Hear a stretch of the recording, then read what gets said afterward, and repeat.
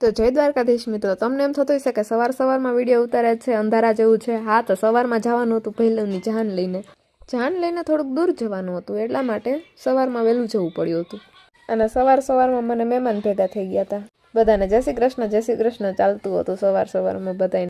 વરરાજાની ગાડી બહુ મસ્ત મજાની તૈયાર થઈ ગઈ હતી, જોઈ શકો છો તમે. એટલે આમાં હરખી નહીં દેખાતી, પણ મેં લીધી હતી. હા, જો લીધી હતી ને. પછી આટલા બધા મહેમાન હતા જેને જવાનું હતું જાનમાં. આપણે 4 વ્હીલમાં બેસવાનો વારો નહોતો આવ્યો, કેમ કે 4 વ્હીલો બધી ફૂલ થઈ ગઈ હતી. મારે જવું પડ્યું હતું બસમાં ચડીને સીધી બીજી જ સીટ રોકી લીધી હતી મેં અને મારા કાકાની દીકરીએ. બસમાં બેઠા કંઈક તો કામ કરું ને, તો મેં બધાને મિની વ્લોગમાં લઈ લીધા હતા. બધાને કીધું તું સરખા બેસી જાઓ, મિની વ્લોગમાં આવશો તો અમે બધા અહીંયા જોઈજો, એટલે જોતા હતા. અને પછી થઈ ગઈ હતી આપણી બસ ચાલુ. રોડે ચડી ગઈ હતી અને ઠંડ તો એવી હતી ને કે વાત જ ના પૂછો. બહુ ઠંડ હતી. અને પછી પોગી ગયા હતા પહેલુંની જાન લઈને, જ્યાં જવાનું હતું ત્યાં. અને બસમાં બેઠા મેં 4 વ્હીલરનો વિડીયો લઈ લીધો હતો. જાન બહુ જાડી લઈને ગયા હતા અમે. હુંબલ ફેમિલી બહુ જાડું છે, એટલે જાડી જાન લઈને પહોંચી ગયા હતા ભાભીના ગામડે.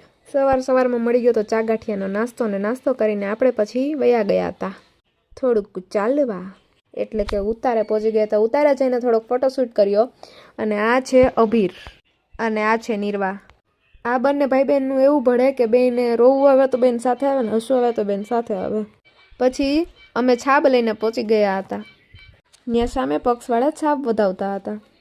મેં પગથિયે ચડીને વિડીયો ઉતારી લીધો હતો.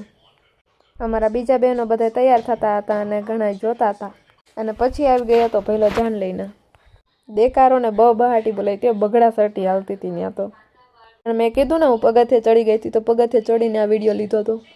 અને મેં ફાઇનલી તમને વરરાજો દેખાડી દીધો આવી રીતે. બાકી હું વરરાજાને લેવાની જ નહોતી, કેમ કે વરરાજાને નજરું લાગી જાય. અને આ છે અમારો બીજો વરરાજો, જે આવતા વર્ષે બનવાનો છે. એ હાથમાં પૈસા આવી ગયા તો પહેલા જ મોત પડી ગઈ હતી. એમ થતું હશે ને હું પૈસા લઈને વયો જાઉં, હાલો બારે થોડાક વાપરી નાખું એમ. પછી અમને કંઈ બેઠા તો હક થાય ને, તો અમે તો નીકળી ગયા હતા ભાભીનું ગામ જોવા માટે બારે. ઉતારે જઈને અગાસી ઉપર ચડીને લઈ લીધો તો ગામનો વિડીયો. જોઈ તો લઈ કે કેવું ગામ છે એમ, અને તમને બધાને બતાવી દઈ કેવું ગામ છે. અને પછી પહેલાના વિવાહ પૂરા થવા આવ્યા હતા. અને હતી આ પાઘડી રસમ, કે સામેવાળા પક્ષને પાઘડી પહેરાવાની હોય ને એવું કંઈક હોય, એટલા માટે બધા જણ લોકો ભેગા થયા હતા અને બધાને ચાંદલા કરતા હતા. પછી બધા એકાબીજાને પાઘડી પહેરાવે, એટલે હવે તો ચાલુ ઓઢાડે છે. એક મેઇન પાઘડી પહેરાવે, પણ એ પાઘડીનો વિડીયો મારાથી નહોતો લેવાનો.